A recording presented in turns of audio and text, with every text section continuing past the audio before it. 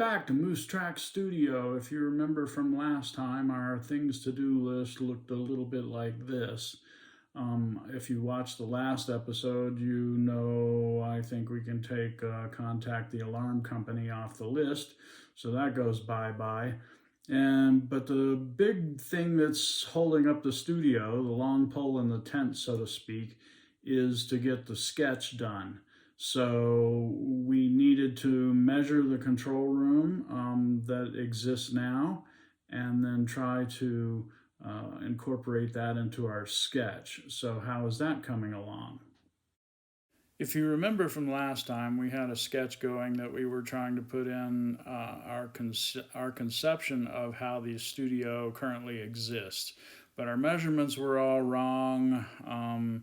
We had added things that weren't actually there yet. There's only one window and there's really two. So we needed to do a lot of fixing. That sketch turned into a concept sketch. So we added the slant to the roof in the control room.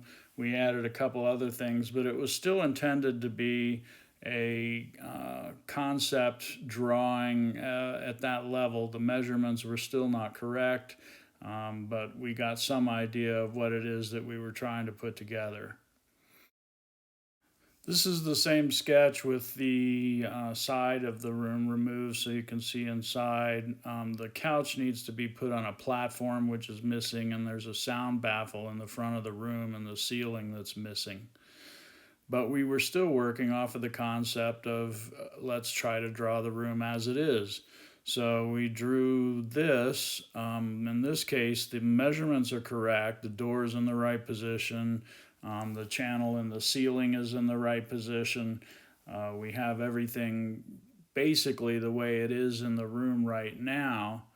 It's missing a couple of small details, but we were still working from the concept of as is.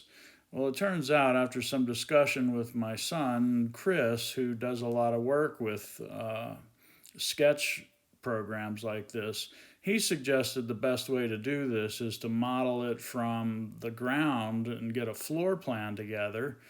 There really is no benefit to having an as-is drawing. What we really need is a finished drawing. So we scrapped the drawings that we were trying to make of the studio as it is and started working on a floor plan where if we draw just one line, we can represent an entire thickness of material like sheetrock. So let's start with the back wall first, since that's the easiest in a lot of respects. We don't need to worry about soundproofing because behind the back wall is solid rock and dirt, and we couldn't add any more mass to it if we wanted to. It's concrete with blown insulation on top of it. Now, so we don't have to worry about soundproofing. Power is something we'll have to deal with later on, and lighting if we want to do any of that through the wall. But for now, that's the easiest wall, so that's where we'll start with the sketch, and we'll continue from there for the next time. So our studio is up these steps, and that's where we're going to record the vocals tomorrow. So we need to set up our control room over here. Since we're using headphones for everything, it really doesn't matter where we do it.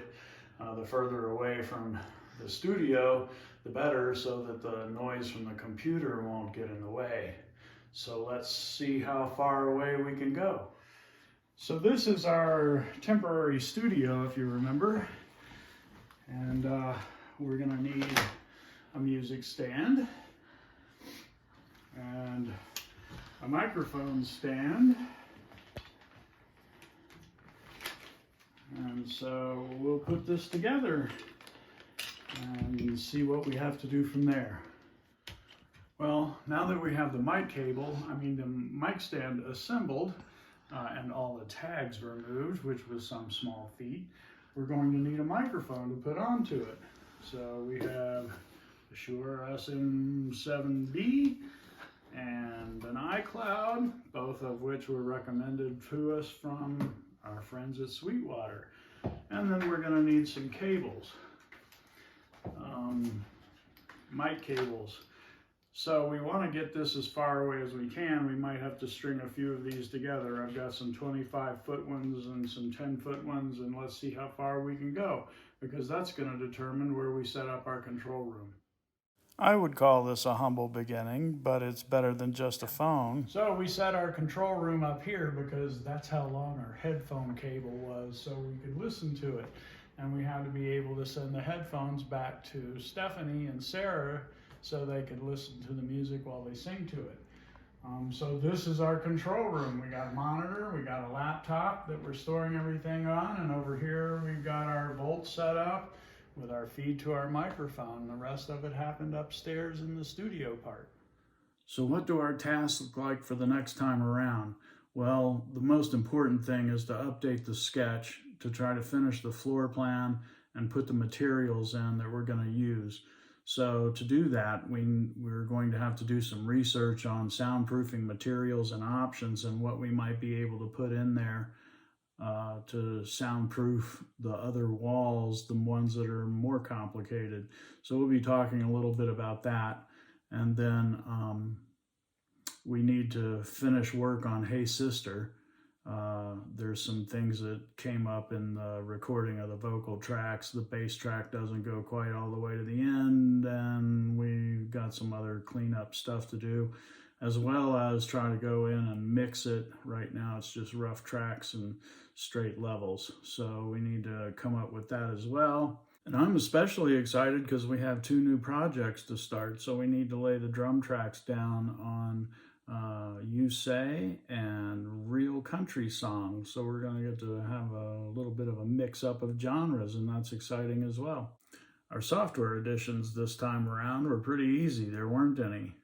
We spent most of our time on equipment additions, and we added quite a bit of equipment.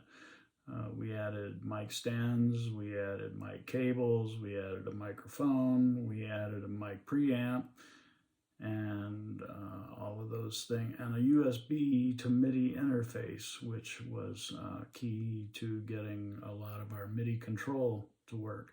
What did our expenses look like for this time around? Well, we spent a little bit of money this time, but that's kind of to be expected with the microphone, and we're going to have to spend more than that coming up. So we'll hope you'll join us next time when we have some additional tracks and some new things to work on, and hopefully an updated sketch. We hope to see you then on Moose Tracks Studio.